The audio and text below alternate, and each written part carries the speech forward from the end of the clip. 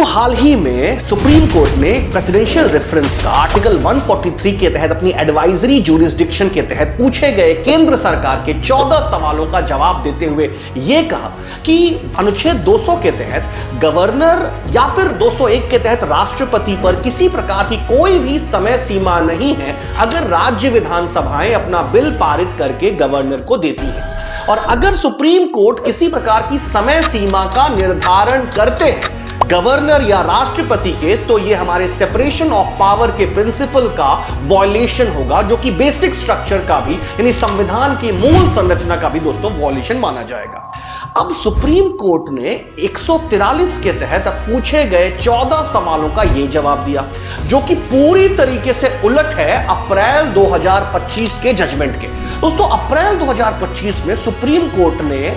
Tamil Nadu case में verdict देते हुए उनकी एक डिविजनल बेंच ने यह कहा था, यानी 2 सदस्यीय बेंच ने यह कहा था कि अगर गवर्नर के पास किसी प्रकार का बिल राज्य विधानसभाएं पेश करती हैं तो फिर गवर्नर के पास 3 महीने होंगे उस पर या तो एसेंट देने के लिए या फिर अपनी एसेंट को विथहोल्ड करने के लिए, रिकंसीडरेशन के लिए, या फिर प्रेसिडेंट के पास उस बिल को रिजर्व करने के लिए। यानी कोई भी एक्शन लेना है तो गवर्नर के पास 3 महीने होंगे। और अब सुप्रीम कोर्ट ने आर्टिकल 143 के तहत एक कंप्लीटली डिफरेंट आंसर दिया है। तो दोस्तों अप्रैल 2025 में जो आया था वो वर्डिक्ट था, और नवंबर 2025 में सुप्रीम कोर्ट ने जवाब दिया है वो एक सलाह है। दोस्तों इस सलाह और ऑर्डर में डेफिनेटली ऑर्डर अभी भी प्रभावी है और सलाह बाइंडिंग नेचर की नहीं होती, और अनुच्छेद 143 के तहत सुप्रीम कोर्ट जो भी सलाह देता है वो बाइंडिंग नेचर की नहीं होती। तो एज ऑफ नाउ दोस्तों अगर हम बात करें तो